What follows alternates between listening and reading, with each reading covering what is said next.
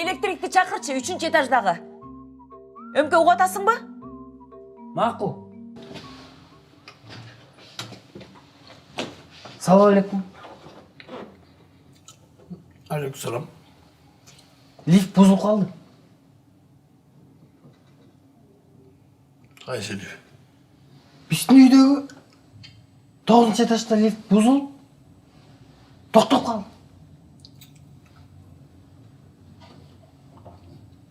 Ne oldu? Zamыкание oldu. Kayakta. Bizning uyda 9-etajda. Anan. O'sha lift buzilib qoldi. Ayakta. Üstünde bizning uyda 9-etajda lift buzilib qoldi.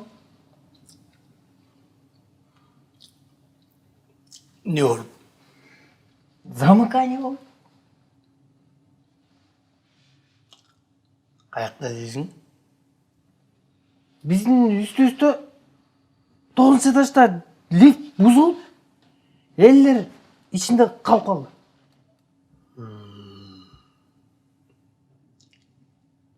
Ha sen kimsin вообще? Men вообще-то Ömürbek Rızkelliç.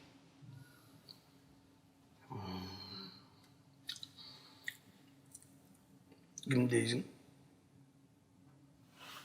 Sizlerin üstünörde yaşayın. Bolmuş.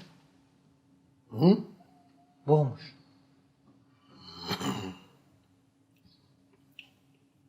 Canel olsun doyut bilen.